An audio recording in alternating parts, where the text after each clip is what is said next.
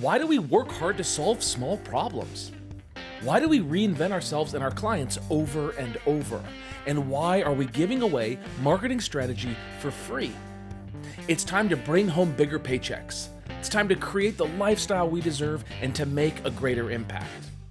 This is the Fractional CMO Show, and I'm Casey Stanton.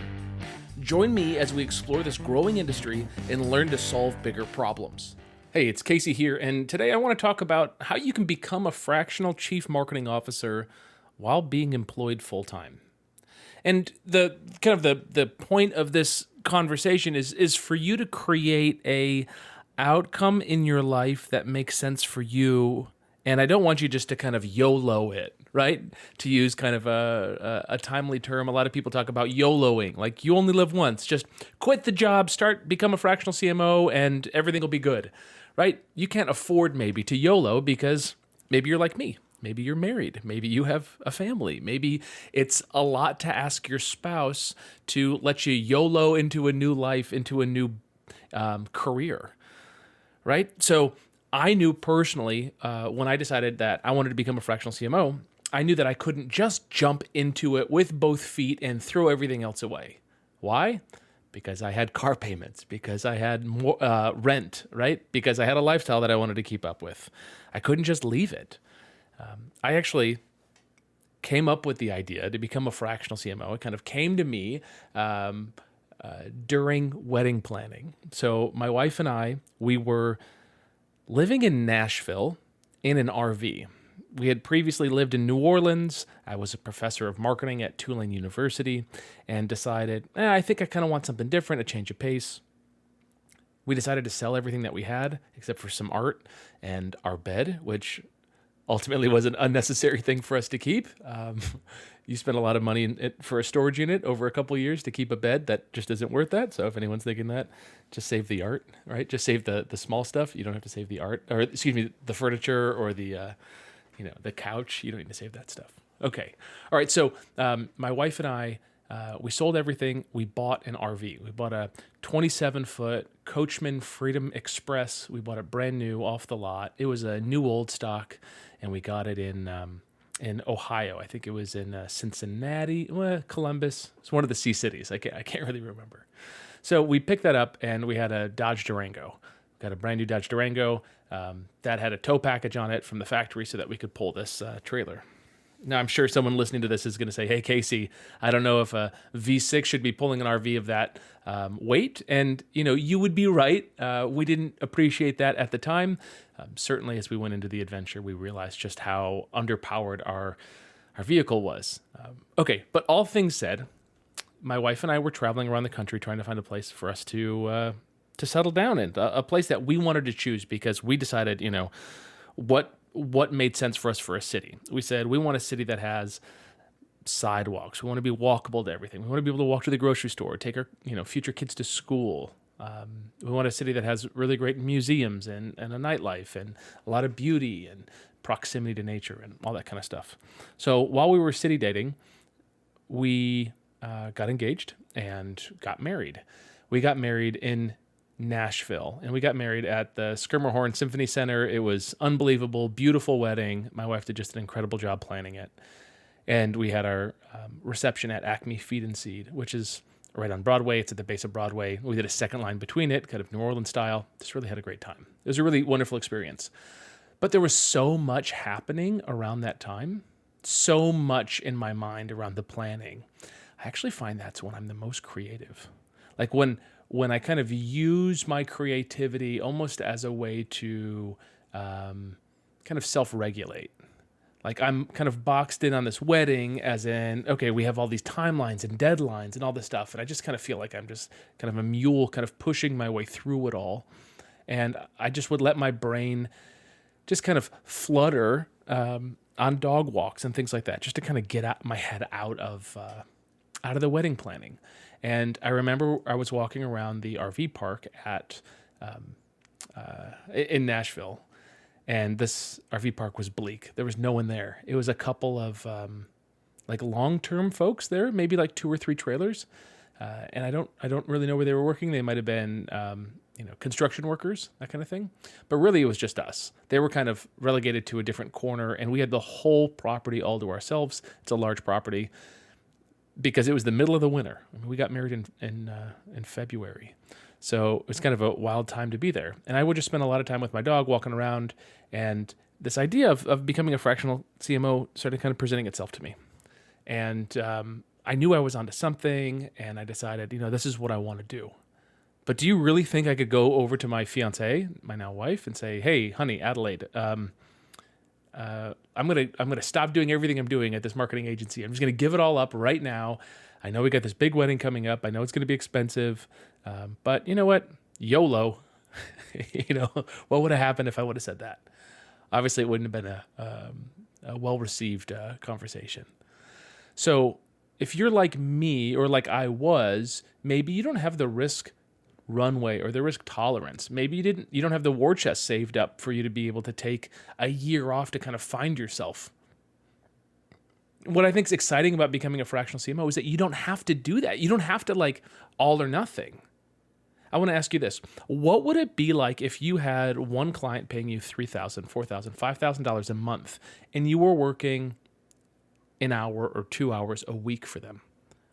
What would that do for you? What would that do for your like kind of perception of your abilities, the freedom that you could kind of see and taste, right? Like, I'm not trying to convince you. I'm just asking you, what happens if someone trusted you in their organization to act as their chief marketing officer, and you were able to do that in just an hour or two a week, and you brought in $3,000, $4,000, $5,000 a month for that work?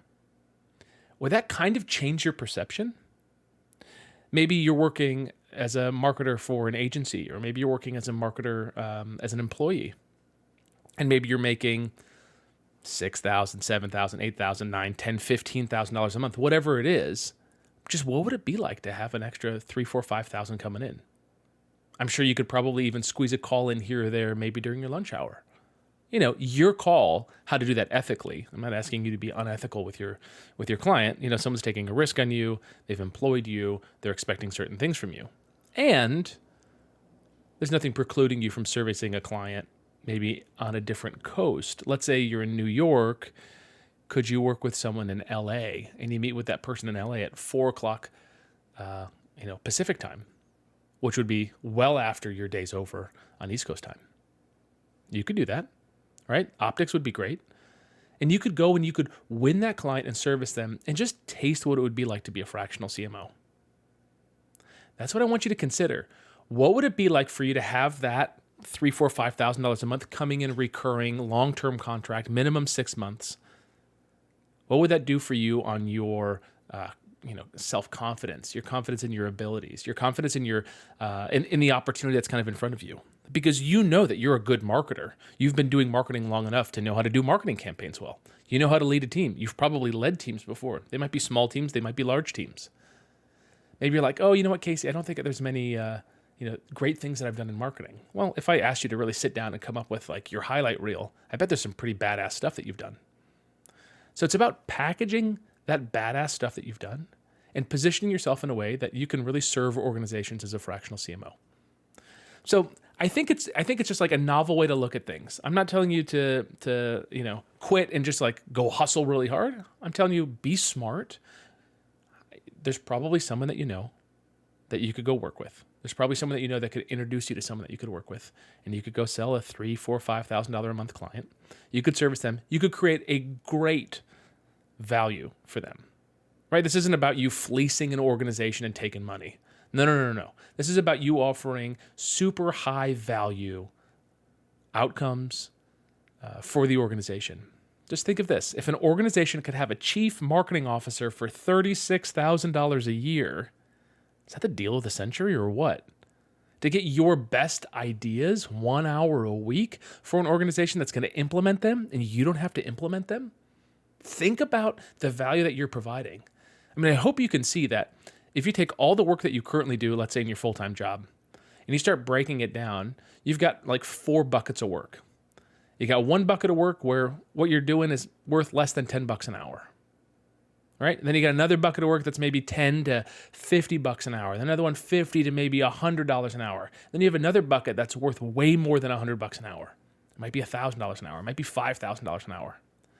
You might not work 40 hours a week doing that $1,000 an hour work, but you know you can do it, right? You know the value and the implication of you choosing the right technology, the right MarTech stack, to ensure that the right lists are mailed with certain messages that elicit a certain response. Like, these things are important and you know the value of them. What I'm kind of asking you to consider is, what if you just did that really important $1,000 an hour work for a client and you only worked 1 hour a week? I'm sure you could come up with the value there. So that's the encouragement here. Think through that. Think through that opportunity. And then how many clients do you need in at $3,000, $4,000, $5,000 a month in order for you to bet on yourself? In order for you to say, all right, this fractional CMO thing, you're right. COVID forever changed the landscape, the hiring landscape. Companies are now hiring remote more than ever before. Companies now understand and appreciate what marketing can do for their business, and they need a marketing leader who isn't their nephew or their cousin or the kid down the street who's been doing social media. They also know that they don't need a unicorn who can do everything. They need someone who can lead the team. And if that's you, this is your opportunity to really kind of like step into that role, stand up and like kind of be seen as this marketing strategist, this marketing leader. And all I'm asking you to do is consider it for doing it for a client 1 hour a week. I think it could really change the course of your career, the impact that you make, and kind of the wealth that you're able to build. So maybe you think, you know what, Casey, this would be really cool. I want to bring on one additional client in the next 12 months. What a great goal, right? Maybe you're more of a hustler and you say, hey, I want to do it in the next 30 days. Cool. That's totally possible too. I mean, we've got a member inside the Cmx Accelerator. And when he set his sights, when he said, Casey, I'm committed to this. I want to bring in, I want to start providing fractional CMO services. He brought in $10,000 a month in recurring business from his first sale, and he did it in 21 days. And then he got another one at $10,000 a month within the next 30 days. So 51 days in, he's got $20,000 a month in recurring business. Now, he hustled maybe harder than you've got capacity to hustle because you've got twins, right? Or you've got a special needs kid, or you've got an ailing parent. Okay, I get it. Everyone's life is different, but you just need to extend the time horizon to get these results and just be realistic. Don't say, Casey, I want this all done by Friday, because that might not really be possible. I mean, it is possible, right? But it might not be possible for you because of your relationships, because of your capacity, etc. This is what we help people with inside of the Cmx Accelerator. So if you were to join the Cmx Accelerator, you would chat with folks on my team. You chat with John and Hannah, and they'd just make sure that we could help you. And if they think that you could, you'd hop in. And then we would have a game plan call where myself or one of our team members, we would walk you through one-on-one and come up with a bespoke game plan just for you on what makes sense for your business.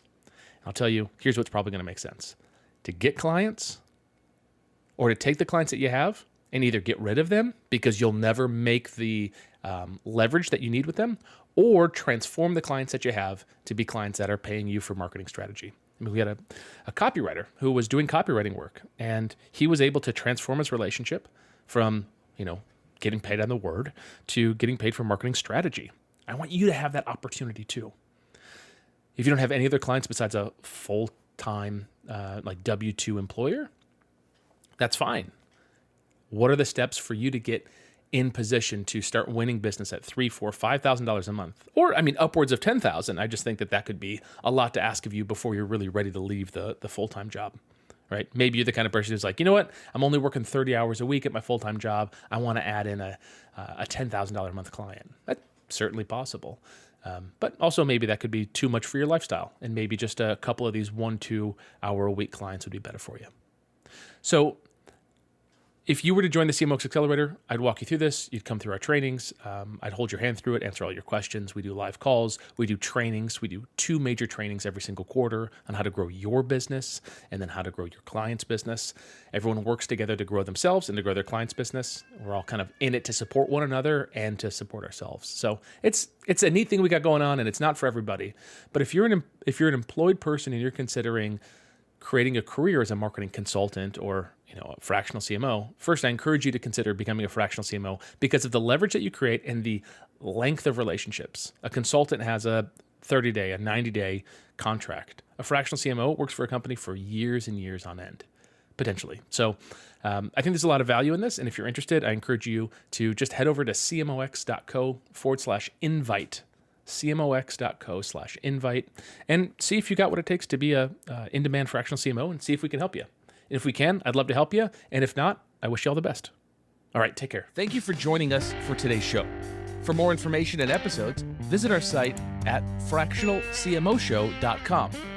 Go ahead and punch that like and subscribe button on your favorite podcast app. It means a lot, at least to my mom.